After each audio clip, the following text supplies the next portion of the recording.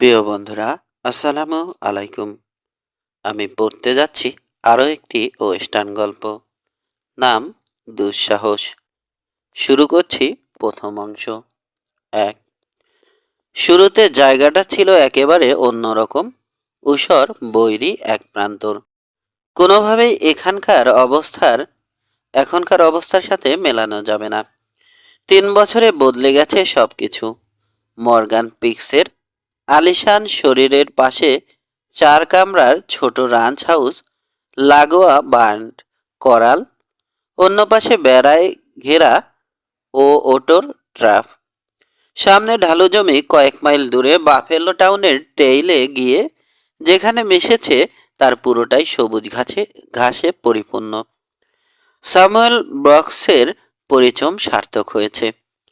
এখন আর বোকা বলে ওকে অবজ্ঞা করতে পারবে না কেউ, বরং বিস্মিত হবে।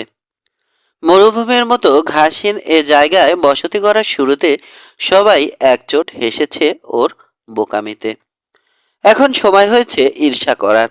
আগামী কয়েক মাসের মধ্যে এ তৃণভূমি হয়ে উঠবে এ তল্লাটে গরু চড়ানোর জন্য আদর্শ জায়গা। তবে জায়গাটা ছোট, সব মিলিয়ে এর পরিধি হবে বড়জোর 30 মাইল। স্যামুয়েল ব্রক্সের তাতে আক্ষেপ নেই। সে অতি উচ্চাকাঙ্ক্ষী নয়। সার্কেল এফ বাঁধানের টেইলটা ক্রিক ছাড়িয়ে মূল টেইল থেকে সরে উত্তর পূবে চলে গেছে। মর্গান পিক্সের শুরু এখান থেকেই। এরপর ধনুকের ছিলার মতো ক্রমশ উত্তরে বেঁকে গেছে। বাঁকের কেন্দ্রে বক্সের রাঞ্চ হাউস। এত দূর থেকে ওটাকে দেখাচ্ছে ছোট্ট একটা লক কেবিনের মতো। সন্তুষ্ট চিত্রে পুরো লেআউটের উপর চোখ বুলালো ও। তারপর ঘোড়ার মুখ ঘুরিয়ে এসপার দাবালো। এগুলো সার্কেল এফ এর টেইল ধরে। 3 মাইল পরে ওদের সীমানার শুরু। সার্কেল এফ ওকে কি ধরনের অভ্যর্থনা জানায় এটা একটা চিন্তার বিষয়।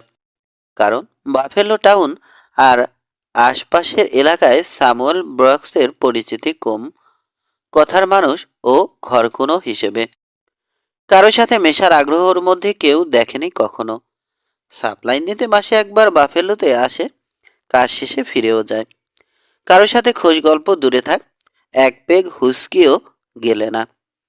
জেনারেল স্টোরের মালিক উইলিয়াম লকহার্ট এজন্য ওকে কঞ্জুস হিসেবে আখ্যা দিতেও ছাড়েনি। যদিও সেসব আমল দেয় না ব্রুকস। হুইস্কি একে তো সয় না, তার উপর কষ্টার্জিত টাকা এভাবে খরচ করার ইচ্ছে ওর নেই। প্রতিটি পেনির পেছনে ঘাম ঝরাতে হয়েছে ওকে।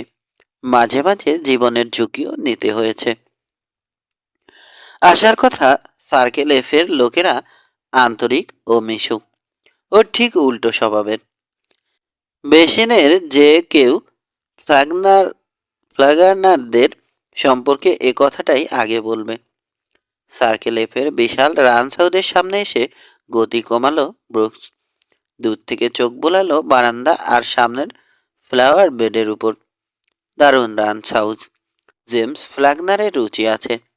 স্যাডল সারার সময় ভাবলো ও। সময় নিয়ে গায়ের ধুলো ঝাড়ল। আসলে আসলে কারো বেরিয়ে আসার অপেক্ষায় আছে। আসলে কারো বেরিয়ে আসার অপেক্ষায় আছে। সময়টা অবশ্য ওর বিরুদ্ধে। রাউন্ড আপের ব্যস্ততায় পুরুষদের থাকার সম্ভাবনা কম। হ্যাট খুলে অবিন্যস্ত চুলে আঙুল চালালো। তারপর হিসিং রেইলের সাথে বাঁধল ঘোড়ার লাগাম। হাউডি। ধীরে পাশ ফিরল ব্রুকস। করালের দরজায় দাঁড়ানো মেয়েটিকে দেখে নট করল। ফ্ল্যাগান কন্যা লোরিয়া। কমনীয় মুখটা আগেও 2-1 বার দেখেছে, তবে দূর থেকেই, পরিচয় হয়নি কখনো। আমি স্যামুয়েল ব্রুকস ম্যাম, তোমাদের প্রতিবেশী। নিজের পরিচয় দিল। জেমস ফ্ল্যাগানের কাছে এসেছি। বাবা তো রাউন্ড আপে। দক্ষিণে মেসকিট ক্রসিং এর কাছে পাবে ওকে। কত দূর যেতে হবে? ওহ, তুমি কি একটু অপেক্ষা করবে? বাবা হয়তো এসে পড়বে। বলেছিল এখানে এসে লাঞ্চ করবে। কাছে চলে এলো মেয়েটি, চোখে একরাশ কৌতূহল, খুঁটিয়ে দেখছে ওকে। আমি লোরিয়া ফ্লাগান। সহাস্যে হাত বাড়িয়ে দিল। দস্তানা খুলে হাত মেলালো ব্রুকস। বাবার অফিসে গিয়ে বসতে পারো তুমি, কোণের একটা কামরা দেখিয়ে বলল লোরিয়া। কামরাটায় ঢুকলো ব্রুকস। বড় একটা টেবিল, কয়েকখানা চেয়ার আর ডেস্ক, এই হচ্ছে আসবাবপত্র। উল্টো দিকে ভেতরের দিকে যাওয়ার দরজা। একটা চেয়ার টেনে বসলো। ঠিক 2 মিনিট পর এলো মেয়েটি, হাতের ট্রে, তাতে কফির পেয়ালা আর থালায় 2 রকমের বিস্কুট। মিস্টার ব্রুকস, মা তোমাকে এখানে লাঞ্চ করে যেতে অনুরোধ করেছে, ট্রে নামিয়ে রাখার সময় বলল লোরিয়া। কেউ তোমার অপেক্ষায় থাকবে না তো? উত্তর দেওয়ার প্রয়োজন বোধ করলো না ও। কফির পেয়ালা তুলে চুমুক দিল। নিজের উপর মেয়েটির কৌতূহলী দৃষ্টি অনুভব করছে। বাফেলো টাউন ছাড়া এই প্রথম অন্য কোথাও এলে তুমি? দরকার পড়েনি, স্মিথ হেসে কৈফিয়ত দিল। প্রতিবেশীর বাড়ি গিয়ে 1 কাপ কফি খাওয়া বা সৌজন্যমূলক আলাপ করা, তোমার ধারণা এটা প্রয়োজনের মধ্যে পড়ে না? তুমি তা করনি, বোধহয় চাও না কেউ তোমার বাথানে যাক। সৌজন্য দেখাতে কেউ আমার বাথানে যায়নি, আমিও তা করতে গিয়ে অযথা কারো সময় নষ্ট করিনি।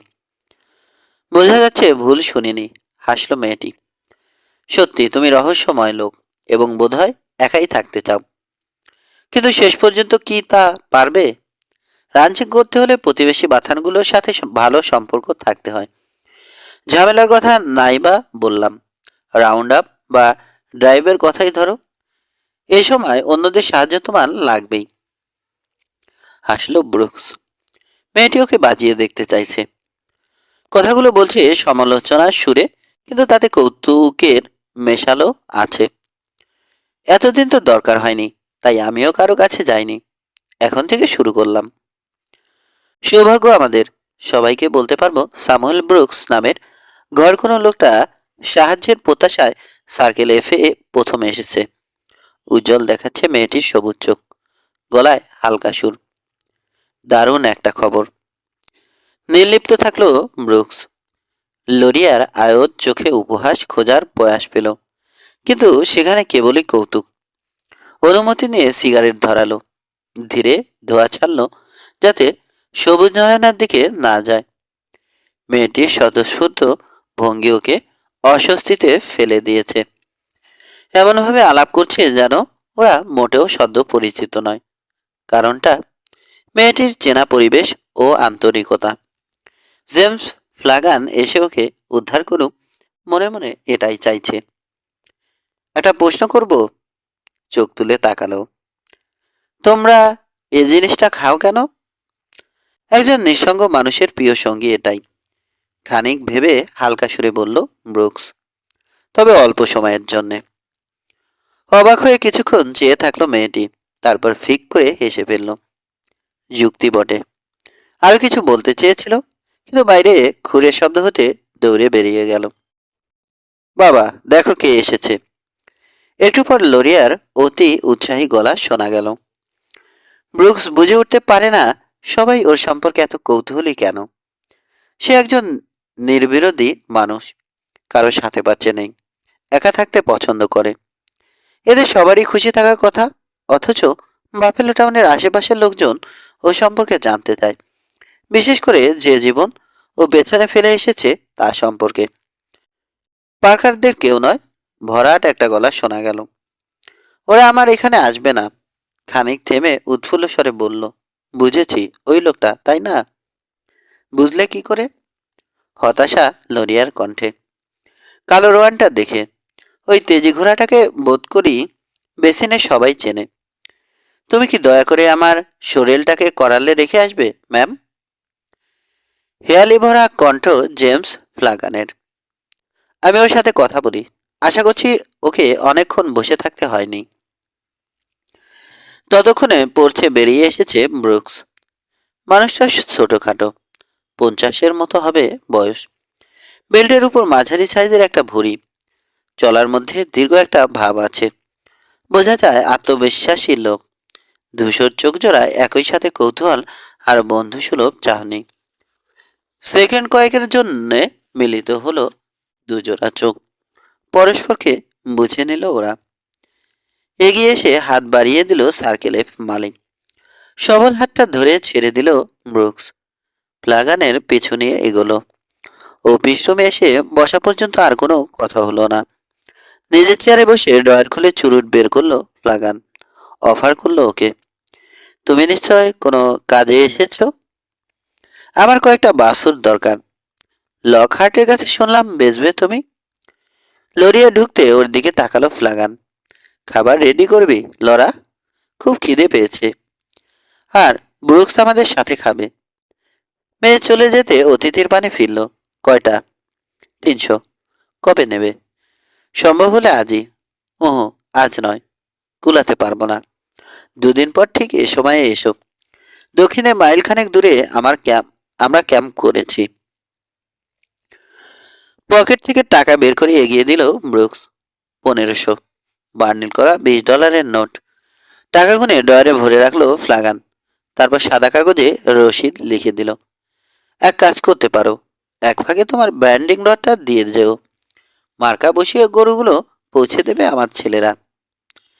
ওদের ভালো করে কফি খাইয়ে দিলেই চলবে। কৃতজ্ঞতা অনুভব করছে ব্রুকস। ওর পরিশ্রম কমিয়ে দিয়েছে ফ্লাগান। এতগুলো গরু বাথান পর্যন্ত নিয়ে যাওয়া ওর একার পক্ষে সম্ভব হতো না। লোক ভাড়া করতে হতো। ব্যান্ডিংয়ের কাজটাও কি কম ঝামেলার? ভেতর থেকে ডাক পড়তে খাবার ঘরে চলে এলো ওরা। বেসিনে হাত মুখ ধুয়ে টেবিলে বসলো ব্রুকস। মাঝবয়সী সুচিরি এক মহিলার সাথে ওকে পরিচয় করিয়ে দিল ফ্লাগান। উঠে দাঁড়িয়ে মিসেস ফ্লাগানকে বাউ করলো। ক্ষীণ হেসে ওর থালায় খাবার তুলে দিল মহিলা। নীরবে খাওয়া শুরু করলো ব্রুকস। এরপর আন্তরিক পরিবেশে অনভ্যস্ত বলে এরকম আন্তরিক পরিবেশে অনভ্যস্ত বলে মৃদু অস্বস্তি অনুভব করছে। সবচেয়ে বড় ব্যাপার, প্রথম পরিচয়ে এমন আন্তরিক আতিথেয়তা ঘুণাক্ষরেও আশা করেনি। অথচ ও নিজে ঠিক উল্টো স্বভাবের। আর কদিন লাগবে বাবা? 3 দিনের মধ্যে শেষ হয়ে যাবে। এরপর ডাইভে যাবে? যেতে তো হবেই। বেশি গরু রেখে লাভ কি? তাছাড়া ওগুলো বেচলে টাকাও আসবে। কোনো কথা ছাড়া খাওয়া শেষ করলো ব্রুকস। চমৎকার রান্না। ওর মনে পড়ল, না, এত ভালো রান্না শেষ কবে খেয়েছে। মিসেস ফ্লাগানকে ধন্যবাদ জানিয়ে অফিস রুমে চলে এলো। সাথে সার্কেল এফ মালিক। একটু পর বিদায় নিয়ে ফিরতি পথ ধরল। লোকটা কেমন যেন পড়ছে। বাপের পাশে এসে দাঁড়িয়েছে লরিয়া। ঠিকমতো ধন্যবাদও দেয়নি। যেভাবে দিল তাতে মনে হলো ইচ্ছের বিরুদ্ধে দিচ্ছে। এখানকার বেশিরভাগ লোকই এরকম। সাফাই গাইল বাথান মালিক। মুখে সৌজন্য প্রকাশ করার চেয়ে বিনিময়ে প্রতিদান দেয়াই ওদের পছন্দ। কি যেন একটা আছে ওর মধ্যে, ঠিক খাপ খায় না। যতটা সহজ মনে হয় ও হয়তো তা নয়। সাথে পিস্তল নেই, অথচ থাকলেই যেন মানাতো ওকে। এখন নেই, কিন্তু হলপ করে বলতে পারি বহুবার পিস্তল ব্যবহার করেছে ও। ওর বুড়ো আঙুলে হ্যামার টানার দাগ দেখেছিস? আমার ধারণা নিজেকে লুকিয়ে রাখতে এখানে এসেছে ও। এজন্যই পিস্তল ছেড়ে সাধারণ মানুষের মতো চলাফেরা করার চেষ্টা করছে। তুমি ওকে গরু দিচ্ছ? পরিচমী লোক। বিশ্বাসই হতে চায় না মরুভূমির মতো ওই জায়গাটায় ঘাস ফলিয়েছে, তাও আবার একা। প্রতিবেশী হিসেবে ওকে আমাদের সাহায্য করা উচিত। তাছাড়া ড্রাইভে গরুর সংখ্যা কমাতে পারলে সময় আর পরিশ্রম দুটোই বাঁচবে। দিগন্তে স্যামুয়েল ব্রুকসের অবয়ব প্রায় মিলিয়ে গেছে। সেদিকেই তাকিয়ে আছে ফ্লাগান। কিছু একটা ভাবছো তুমি বাবা? চলাফেরায় বোঝা যায় ব্রুকস সাধারণ লোক নয়। পশ্চিম এমন এক জায়গা যেখানে কেউ ইচ্ছে করলে সহজেই নিজেকে আড়াল করতে পারে, বিশেষ করে আউটলরা। ওকে সেরকম ভাবছো নাকি? এটা তো ঠিক। এখানে সবচেয়ে রহস্যময় লোক ওই। হেসে ফেলল ফ্লাগান, গলায় দ্বিধার সুর। কেউই ওর সম্পর্কে বেশি কিছু জানে না। হয়তো ও সত্যিই নিরীহ। শুধুই আমরা সমালোচনা করছি।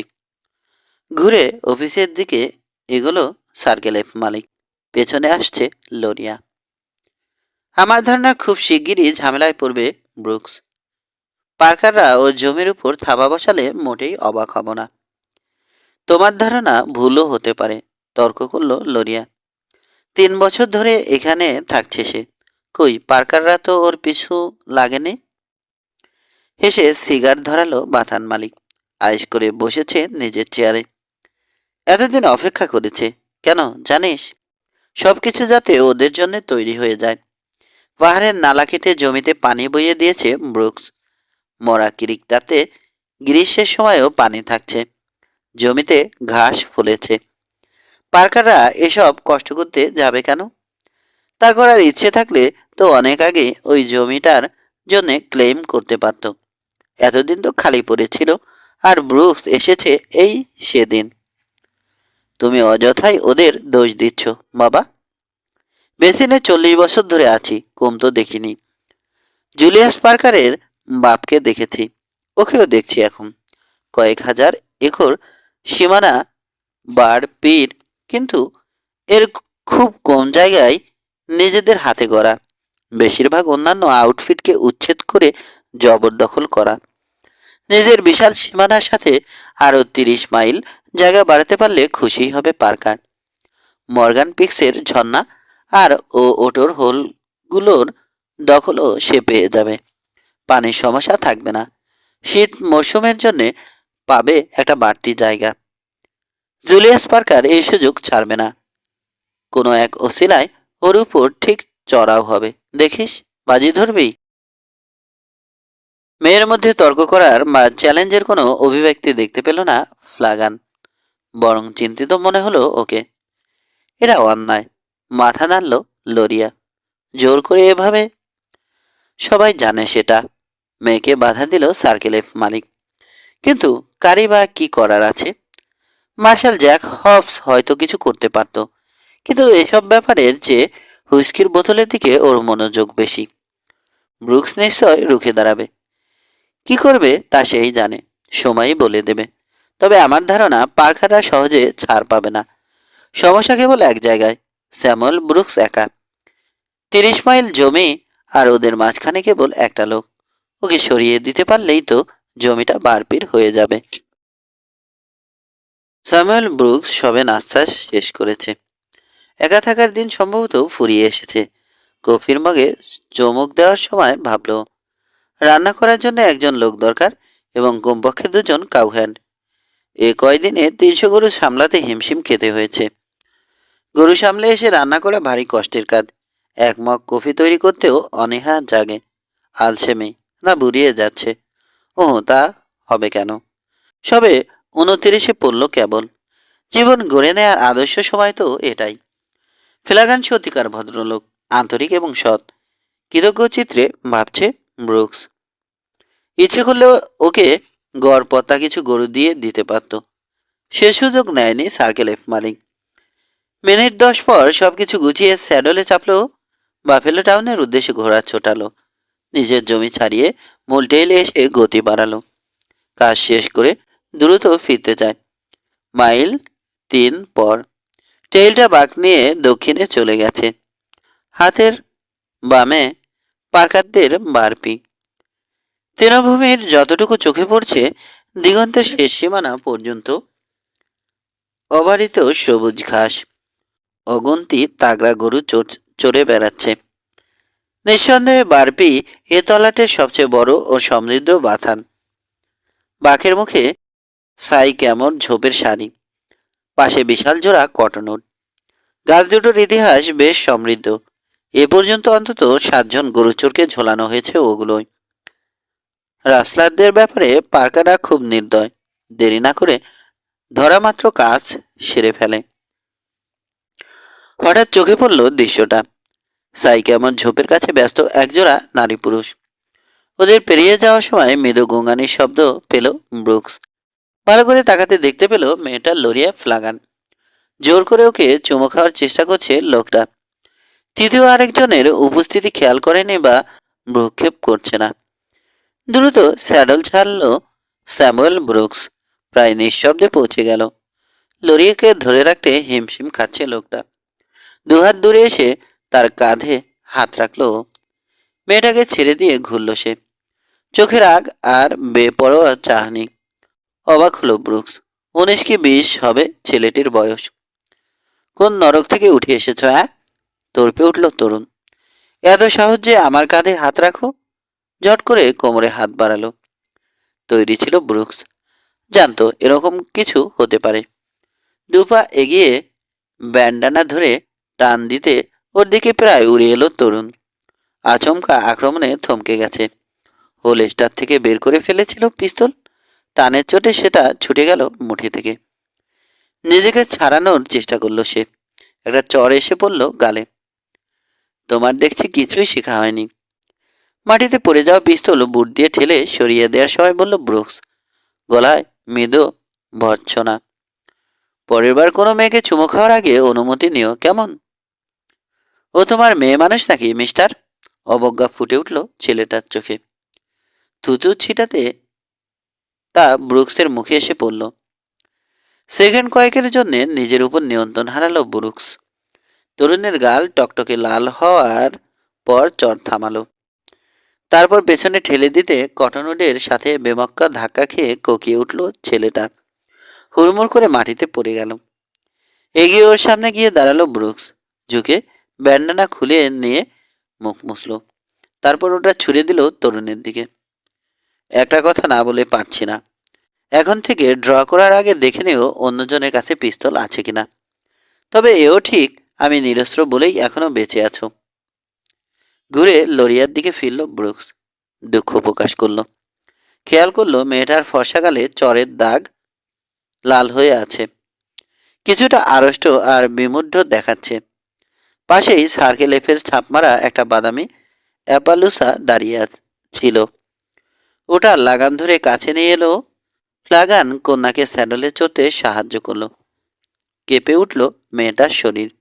ভয় পেয়েছিল, তারই প্রতিক্রিয়া। উফ খোদা, তুমি না এলে কি যে হতো? দ্রুত বলল লরিয়া। শেষ করলো না। কিছুই ঘটতো না, ভাবল ব্রুকস।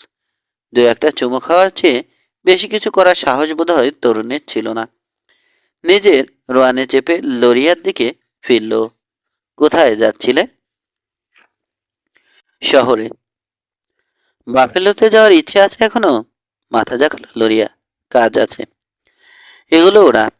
একবার পিছনে ফিরে তরুণকে দেখল ব্রুকস। সামলে নিয়ে স্যাডলে চেপে বসেছে। ভবিষ্যৎটা স্পষ্ট দেখতে পাচ্ছি। একটু পর ছোটার মধ্যে বলল লরিয়া। ঝামেলায় পড়বে তুমি। ও এত সহজে মার ভুলে যাওয়ার লোক নয়। ব্রুকস কিছু বলল না। মুখ দেখে মনে হচ্ছে না এ নিয়ে বিশেষ চিন্তা আছে ওর। তুমি কি ওকে চেনো না? এমন ভাব করছো যেন আমি বাড়িয়ে বলছি। ললে লরিয়ার কণ্ঠে অসন্তোষ। ও বার্ট পার্কার, এই তো? তোমার কাছে পার্কার নামটার কোনো গুরুত্ব নেই? তা নয়, ও একটা ভুল করতে যাচ্ছিল, শাস্তিও পেয়েছে। পশ্চিমে মেয়েদের উত্ত্যক্ত করা ঘৃণ কাজ। একটু আগে তুমিই বলেছ মানের ব্যাপারটা সহজে ভুলবে না বার্ট পার্কার। আমিও মনে করি আজকের ঘটনা থেকে শিক্ষা নিতে পারেও। ও তা করবে না। পুরো ব্যাপারটাকে হালকাভাবে নিচ্ছ তুমি। তুমি কি ভয় পাচ্ছ ম্যাম? সেটাই তো স্বাভাবিক।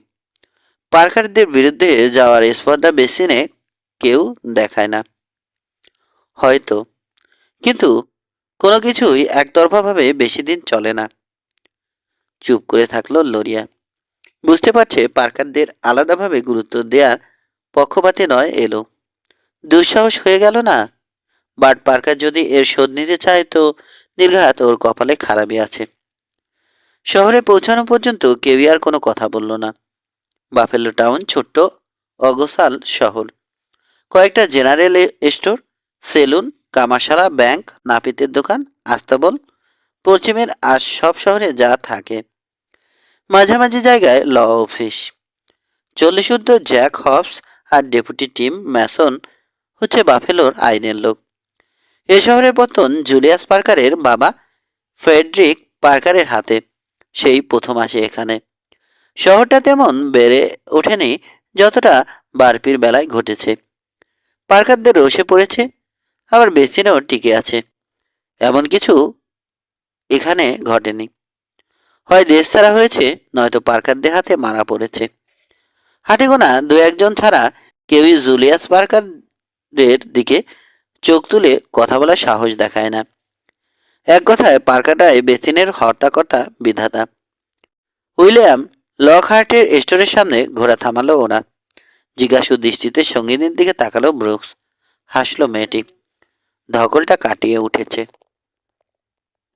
মিসেস লকহার্টের কাছে যাব। তুমি কি অপেক্ষা করবে? নোট করলো ব্রুকস। স্যাডল ছাড়ার সময় খেয়াল করলো বিস্ময়ের সাথে ওদের দেখছে স্টোর মালিক। পাশে এসে দাঁড়িয়েছে ওর বউ। কি যেন বলল মহিলা। সায় জানিয়ে মাথা ঝাঁকালো লকহার্ট। হিসিং রেইলের সাথে ঘোড়াগুলোর লাগাম বাঁধল ব্রুকস। তারপর গায়ের ধুলো ঝেড়ে স্টোরে ঢুকে পড়ল। ওকে অভ্যর্থনা জানালো লকহার্ট, যেমনটা সব খরিদ্দারকে জানায়। মাথা ঝুঁকিয়ে মহিলাকে সম্মান দেখালো। প্রত্যুত্তরে হেসে লরিয়াকে নিয়ে ভেতরে ঢুকে পড়ল বুড়ি। নিজের চাহিদার ফর্দ স্টোর মালিককে ধরিয়ে দিয়ে একটু তুলে বসলো ব্রুকস। তোমার তো একটা সেলুন আছে।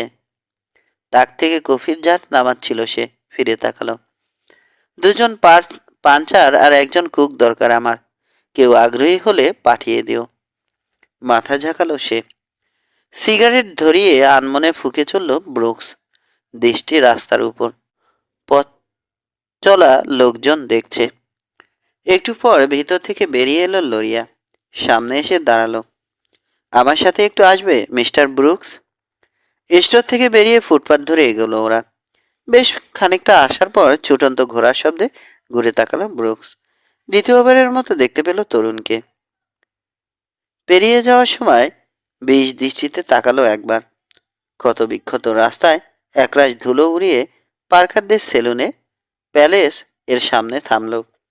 স্যাডল ছেড়ে লাফিয়ে সিঁড়ি টপকে পড়ছে উঠে গেল। ঘোড়াটাকে রেইলে বাঁধার সময় পায়নি। ব্যাট উইং দরজা সপাটে ঠেলে ঢুকে পড়ল ভেতরে। ব্রুকস টের পেল ওর কোনোই চেপে ধরেছে লরিয়া।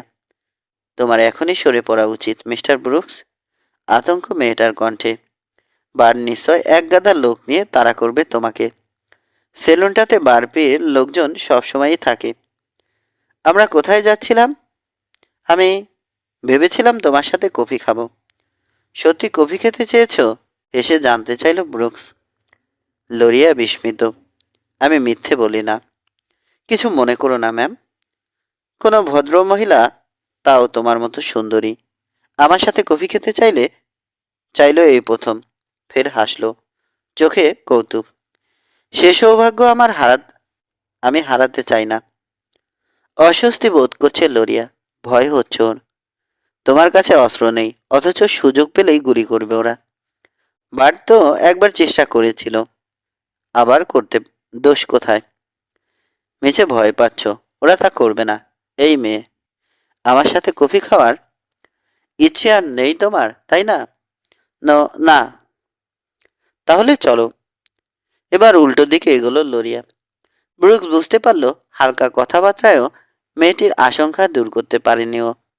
ওকে যতদূর সম্ভব পার্কারদের কাছ থেকে দূরে সরিয়ে রাখতে চাইছে লরিয়া।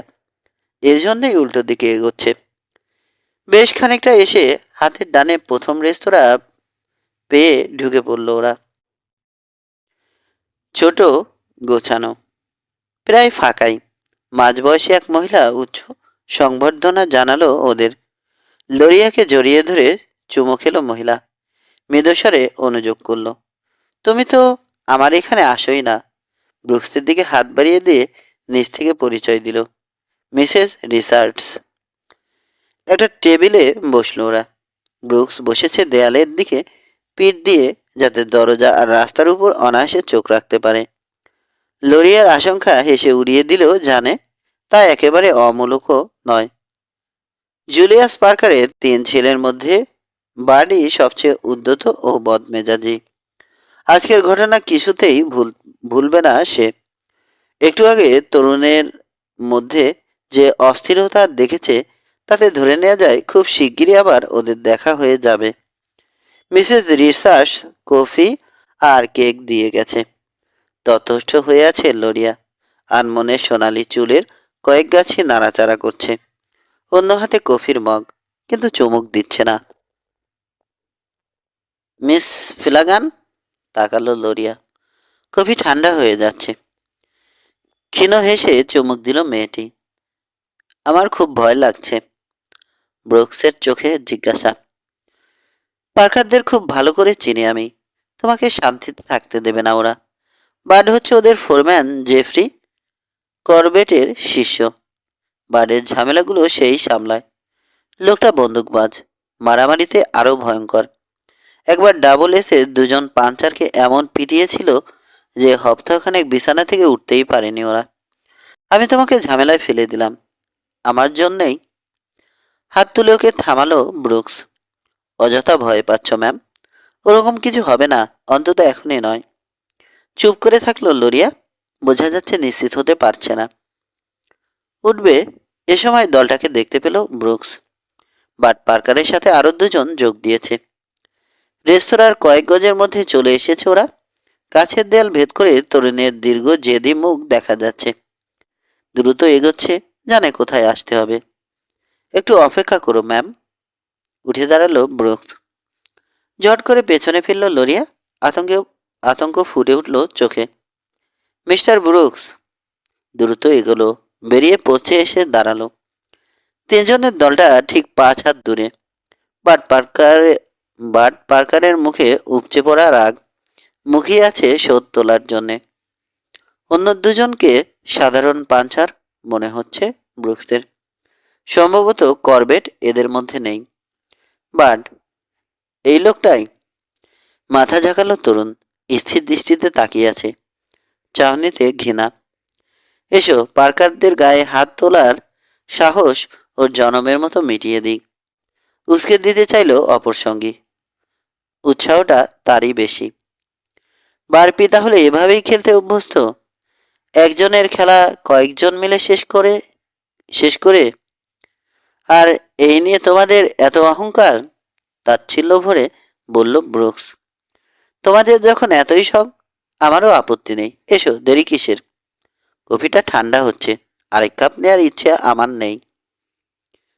প্রতিপক্ষের আত্মবিশ্বাস চির ধরালো ওদের মনোবলে, তবে তা ক্ষণিকের জন্যে। তীব্র গাল বকলো বার্ড পার্কার। তারপর তিনজনে মিলে ঝাঁপিয়ে পড়ল। ভেতর থেকে তা দেখে দম বন্ধ হয়ে এলো লোরিয়ার। আতঙ্কে চিৎকার করে উঠল, কিন্তু মুখ ফুটে কোনো শব্দ বেরোল না। পরের 10 মিনিট সদ্য পরিচিত লোকটিকে ভিন্ন রূপে দেখতে পেল। ভয়ঙ্কর, হিংস্র এবং নির্দয়। প্রচণ্ড মার খেয়ে ধূলিসজ্জা নিল ওরা। চোটটা বেশি গেল বার্ডের উপর দিয়ে। বেছে দেখে শুনে মারল ব্রুকস, যাতে প্রতিটি আঘাত মোক্ষম জায়গায় লাগে। শেষে যেন কিছুই হয়নি, এমনি নির্বিকার মুখে রেস্তোরাঁর ভিতরে ঢুকলো। বেসিনে হাত মুখ ধুয়ে এসে বসলো ছেড়ে যাওয়া আসনে। লোরিয়ার ঘোর তখনও কাটেনি। আরেক কাপ নেবে ম্যাম? মৃদুস্বরে জানতে চাইল ব্রুকস। আগের মতোই শান্ত দেখাচ্ছে। মাথা ঝাঁকালো লোরিয়া, অবাক হয়ে সঙ্গীকে দেখছে। পার্কারদের বিরুদ্ধে যুদ্ধ ঘোষণা করলে তুমি। একটু পর বলল, এখন আর পিছিয়ে আসার উপায় থাকলো না। মনে পড়ল কয়েকদিন আগে এমন আশঙ্কাই করেছিল ওর বাবা। এখন ঠিক তাই ঘটেছে। বারপির সাথে ঝামেলায় জড়িয়ে পড়েছে স্যামুয়েল ব্রুকস, অথচ নিরুদ্বিগ্ন, নির্বিকার দেখাচ্ছে তাকে। কি হয়েছিল লরা? কফি পরিবেশন করার সময় জানতে চাইল মিসেস রিচার্ডস। বয়ান করল লোরিয়া। সাবধানে থেকো, ব্রুকসের উদ্দেশ্যে বলল মহিলা। আমার মনে হয় এখন থেকে সাথে একটা অস্ত্র রাখাই উচিত হবে তোমার। পেছনেও একটা চোখ রেখো। সুযোগ পেলে পিঠে গুলি করার মতো লোকও ওদের আউটফিটে 2-1 জন আছে। মৃদু হাসল ব্রুকস, ধন্যবাদ দিয়ে বিল মেটালো। রেস্তোরাঁ থেকে বেরিয়ে লকহার্টে রেস্টুরেন্টে এলো ওরা। তাজা খবরটা তখন সারা শহরে ছড়িয়ে পড়েছে। ব্রুকস খেয়াল করলো করুণা ভরে ওকে দেখছে কেউ কেউ। এ নিয়ে ভাবার ইচ্ছে বা ফুরসত হলো না ওর, বরং লোকগুলোর প্রতি বিতৃষ্ণা জন্মে যাচ্ছে। মেরুদণ্ডহীন, পার্কারদের ভয়ে সিটিয়ে আছে। স্বয়ং লকহার্ট পর্যন্ত মুখে তালা মেরে রেখেছে। পাওনা বুঝে নিয়ে রসিদ দিল সে, একটা কথাও বলল না। চিন্তিত দেখাচ্ছে লরিয়া ফ্লাগানকে। প্যালেসের দিকে দৃষ্টি চলে যাচ্ছে বারবার। একটু আগে কয়েকজন এসে বিধ্বস্ত দেহ তিনটে সরিয়ে নিয়ে গেছে সেখানেই। লরিয়ার ভয় হচ্ছে এখনই হয়তো একটা দল ছুটে এসে ঘিরে ফেলবে ওদের। সবাই মিলে এরপর ব্রুকসকে পেটাবে, নয়তো কোনো ঝামেলায় না গিয়ে কপাল বরাবর একটা বুলেট পাঠিয়ে দেবে। ওদের পক্ষে সবই সম্ভব।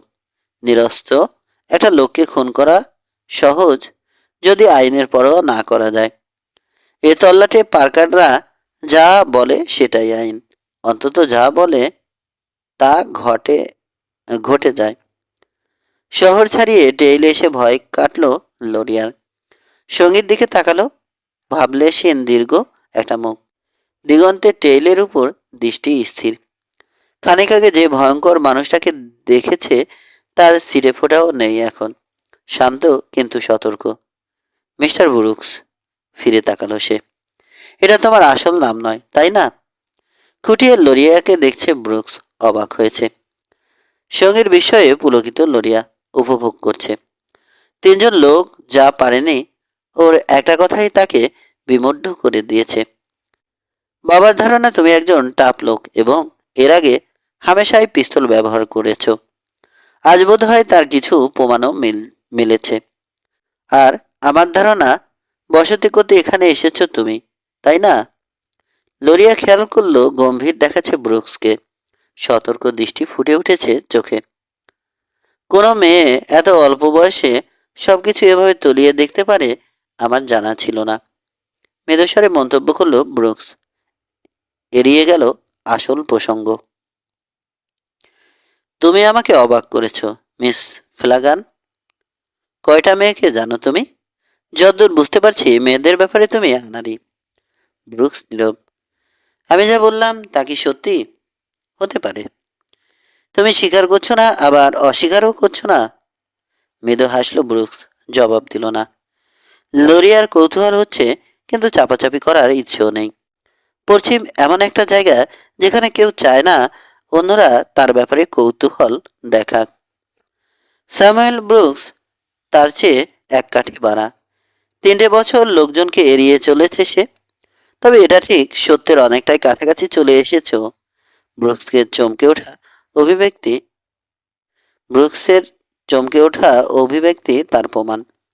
তাছাড়া সে অস্বীকারও করেনি। আমাদের বাথানে যাচ্ছ তো?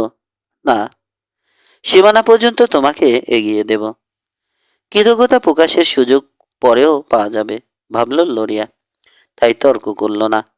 এই লোকটিকে অনেকটাই বুঝতে পেরেছে। এর সাথে তর্ক করে লাভ নেই। একরোখা লোকদের সাথে তর্ক চলে না। 2 স্যামুয়েল ব্রুকস নিজের ভাগ্যকে ধন্যবাদ জানালো 3 দিন পর মেক্সিকান এক বুড়ো এমিলি কটেজ ওর কুকের চাকরিতে যোগ দেয়। প্রথম দর্শনেই লোকটাকে ভালো লাগলো। তারপর 2 বেলা খাবার পেটে পড়তে পুরো পছন্দ হয়ে গেল তাকে। আরও কয়েকটা কারণও অবশ্য আছে। বুড়োর কৌতূহল কম এবং হাতের কাজ শেষ করে সুযোগ পেলেই অন্য কাজেও ওকে সাহায্য করে। এই কয়দিনে গত 3 বছরের নিঃসঙ্গতার ভয়ঙ্করত্ব নতুন করে টের পেয়েছে ব্রুকস। পাশাপাশি থাকছে দুজন, কথা না বললেও লোকটার উপস্থিতি ওকে আনন্দ দিয়েছে। সারাদিনে খুব একটা বাক্য ব্যয় না করলেও রাতে শোয়ার পর মুখে কথার ফই ফুটতে শুরু করে মেক্সিকানের। রাত জেগে নিজের জীবনের অসংখ্য গল্প শোনায়। ব্রুকস মনোযোগ দিয়ে শোনে। এমিলিরও গল্প বলার ভঙ্গিটা অসাধারণ বলে কখনো একঘেয়ে লাগে না। তাছাড়া দুর্গম অঞ্চলে বুনো মোষ শিকার, ঘোড়া ধরা, প্রসপেক্টিং, টুম্বস্টোনের বিখ্যাত ফিউডের গল্প, এগুলো কার না ভালো লাগবে। পঞ্চম দিন সকালে নাস্তা সেরে কফি পান করার সময় একটা প্যাকেট এগিয়ে দিল এমিলিও। ব্রুকস দুপুরে ফিরবে না বলে খাবার দিয়েছে। কি করবে আজ? জানতে চাইল সে। সিগারেট রোল করছে। একটা নালা কাটবো। এলোক স্প্রিং এর কাছে জায়গাটা শুকিয়ে গেছে। মর্গান পিক্সের ঝর্ণা থেকে পানি বইয়ে দিতে হবে। ঝামেলার কাজ, আমি তোমাকে সাহায্য করতে পারি? একাই পারবো। তুমি বরং সময় পেলে গরুগুলোকে একটু দেখে রেখো। সে রাগ করলো এমিলিও। এটো থালা বাসন নিয়ে বেসিনের কাছে চলে গেল। কেবিন থেকে বেরিয়ে আসতে ওদের দেখতে পেল ব্রুকস। চারজন মাইলখানেক দূরে আছে এখনো, দ্রুত এগিয়ে আসছে। রোয়ানের পিঠে স্যাডল চাপানোর ফাঁকে চোখ রাখলো দলটার উপর। ধীরে পরিষ্কার হয়ে আসছে কাঠামোগুলো। নিজের নিরস্ত্র অবস্থার কথা ভাবলো একবার। হয়তো ওরা গোলাগুলির মধ্যে যাবে না। মুখোমুখি লড়াইয়ে নিরস্ত্র কাউকে ঠান্ডা মাথায় খুন করা সহজ কাজ নয়। কেবল জাত খুনি হলেই তা সম্ভব। কাগজ ও তামাক বের করে সিগারেট রোল করলো। এমিলিওকে ডাকলো। ছোটখাটো একটা ঝামেলা হতে পারে। বুড়োকে দরজায় দেখে বলল, তুমি আবার এতে নাক গলিও না। হতে পারে, কেবল কথা বলতেই এসেছে ওরা। ঘোড়সাওয়ারদের দিকে চকির দৃষ্টি হানলো মেক্সিকান। ছোট্ট করে মাথা নেড়ে ভেতরে অদৃশ্য হয়ে গেল। একই জায়গায় দাঁড়িয়ে থাকলো ব্রুকস। দৃষ্টিসীমায় চলে এসেছে ওরা। ডান থেকে দ্বিতীয় লোকটা বিশাল দেহী, সবচেয়ে বড় ঘোড়ায় চড়েছে। বিশাল বপুর তুলনায় ওটাকে তবু ছোটই লাগছে। পাশের জনকে কোনো মতেই সুঠামদেহী বলা যাবে না। অন্যজন গড়পড়তা, পশ্চিমের সাধারণ বা খেটে খাওয়া মানুষ যেমন হতে পারে। এবং সবার আগে একটা গেল্ডিংয়ে চড়ে আসছে বার্ড পার্কার। মুখের আদল তাকে চিনিয়ে দিচ্ছে। ওদের আচরণে কোনো তাড়া নেই, ধীরে এগোচ্ছে। এখন কেবল বার্ড পার্কার আগের মতোই অস্থির, দৃষ্টিতে বিষাক্ত ঘৃণা আর প্রতিহিংসা। বিশালদেহী লোকটা জেফ্রি করবেট, ধারণা করলো ব্রুকস। সামনে এসে দাঁড়ালো বারপি ফোরম্যান। কৌতুক ও অবজ্ঞা ভরা দৃষ্টিতে তাকালো। কিন্তু ওকে খুঁটিয়ে দেখার পর চাউনিতে প্রচণ্ড সতর্কতা ফুটে উঠল। কিছু একটা তাকে সাবধান করেছে বোধহয়। কষে সিগারেটে টান দিল ব্রুকস। নিষ্পৃহ দেখাচ্ছে ওকে। ইচ্ছে করলে ভেতরে এসে বসতে পারো তোমরা। এমিলিও কফির পানি চড়িয়ে দাও। উদ্দেশ্য যাই হোক, ওরা আমার এখানে আসা প্রথম অতিথি। শুয়োরের বাচ্চা, ঝামটে উঠল বার্ড পার্কার। কুত্তাটা আমাদের কফি সাচ্ছে। করবেট, সাহস দেখো। ইচ্ছে করছে ওর কপালে একটা বুলেট ঢুকিয়ে দেই। চুপ করো বার্ড। জেফ্রি করবেটের চাপা ধমকে নিরস্ত হলো তরুণ। দেয়ালে হেলান দিয়ে শরীরের ভর এক পায়ে চাপালো স্যামুয়েল ব্রুকস। সিগারেটের শেষ অংশ ফেলে বুটের তলায় পিষল। বোঝা গেল কফি খাওয়ার ইচ্ছে তোমাদের নেই। করবেট, তোমার বসকে বলো ছেলেটাকে সামলে রাখতে, নয়তো বেশি দিন বাঁচবে না ও। কি যেন বলতে চেয়েছিল বাট। ফোরম্যান মুখ খোলায় থেমে গেল। একটা কথাও নয় বাট, অনেক গোলমাল করেছ, যথেষ্ট হয়েছে। এবার আমাকে সামলাতে দাও। ব্রুকসের দিকে ফিরল সে। পকেট থেকে সিগারেট বের করে ধরালো। তুমি দেখছি নিরস্ত, হালকা সুরে বলল করবেট। হয়তো সেজন্যই এখনো তরপাচ্ছে তোমার বসের ছেলেটা। অধৈর্য ভঙ্গিতে স্যাডেলে নড়ে চড়ে বসল বার্ড। Samuel Brooks. তীক্ষ্ণ হয়ে উঠল করবেটের দৃষ্টি। তোমাকে 24 ঘন্টা সময় দেওয়া হয়েছে। এর মধ্যেই বেসিন ছেড়ে চলে যাবে। জুলিয়াস পার্কারের আদেশ এটা। 24 ঘন্টা পর তোমাকে এখানে দেখা গেলে মুখে কিছু বলার চেয়ে বুলেট পাঠাতে পছন্দ করবে বারপির লোকজন। কথাগুলো যাকে উদ্দেশ্য করে বলা হাসল সে। তোমাদের ছকেই তাহলে খেলতে হবে? সেটা তোমার ইচ্ছে, তবে ভালো হবে যদি চলে যাও। ব্রুকসের হাসি অম্লান। তোমাদের বস একটা ধাড়ির শকুন। নিজের ছেলেকে সামলে রাখার মুরদ নেই, অথচ বিনা দোষে আমাকে উচ্ছেদ করতে চাইছে। তাকে গিয়ে বলো আমি থাকছি। নীরবে চেয়ে থাকলো র্যামরড। তরুণ উসখুস করছে। ভুল করলে বন্ধু, জীবনের সবচেয়ে বড় ভুল।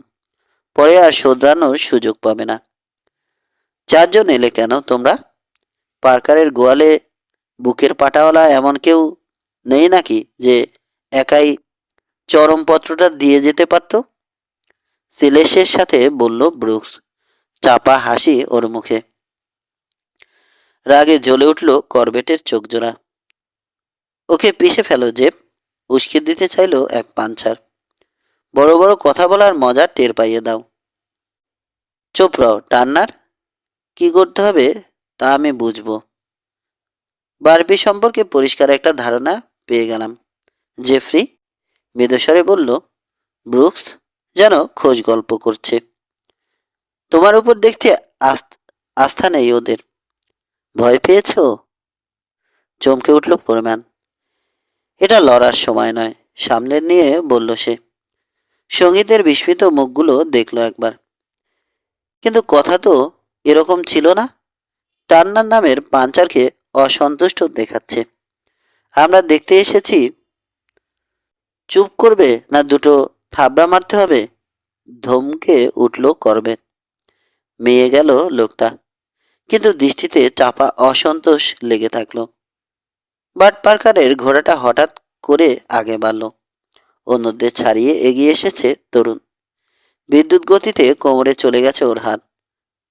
খোলা খাপ থেকে ছেঁচড়ে মুক্ত হলো পিস্তল। কেউ কিছু বুঝে ওঠার আগেই গুলি করল, কিন্তু তাড়াহুড়োয় লক্ষ্যভ্রষ্ট হলো সেটা। ব্রুকসের হ্যাট উড়িয়ে নিয়ে গেল।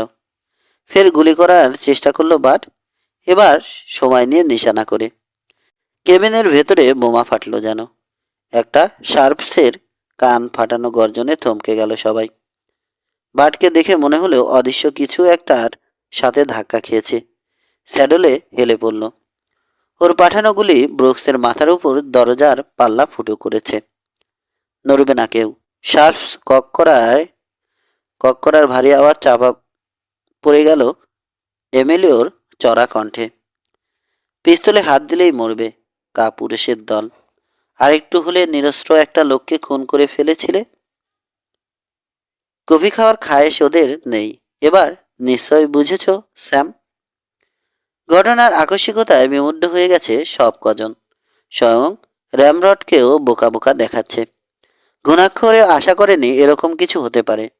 অবিশ্বাস নিয়ে দেখছে স্যাডলে হেলে পড়া বাট পার্কারের শরীর। বুকের বাঁ দিকে বিশাল একটা গর্ত। রক্ত গড়িয়ে ঘোড়াটার গা বেয়ে নামতে শুরু করেছে। বাড়ের চোখ খোলা, পিস্তলটা এখনো ধরে রেখেছে মুঠিতে। সবার আগে জেফ্রি করবেটি সামলে নিল। স্থির দৃষ্টিতে জানালার দিকে তাকিয়ে থাকলো। চাউনিতে অপরিসীম ঘৃণা উপচে পড়ছে। ধীরে ফিরল ব্রুকসের দিকে। এই লোকটাকে এখনই ঘোড়া ছোটাতে বলো ব্রুকস, কোথাও যেন না থামে। জুলিয়াস পার্কারের কলজে ছিঁড়ে নিয়েছে ও। দেখা মাত্র ওকে খুন করবে মিস্টার পার্কার। একটু ভুল হলো বোধ হয়। তুমি বা অন্য কেউ বরং তার হয়ে কাজটা করবে। তোমাদের মতো ডাল কুত্তাদের এজন্যই বেতন দেয় পার্কার। নিজে ওসব করতে গিয়ে প্রাণ খোয়ানোর ঝুঁকি নেবে নাকি? মরার খায়েশ হলো নাকি করবেট? ফোরম্যান নড়ে উঠতে চেঁচালো এমিলিও। পিস্তলটা বের করো তাহলে। দেখো যদি না শেখো তো কে শেখাবে তোমাদের? রাগে লাল হয়ে গেল করবেটের বিশাল রোদ পোড়া মুখ। অ্যামিগো, জুলিয়াস পার্কারের কাছে তোমাকে খুন করার অনুমতি চাইব আমি। সেটা পেলে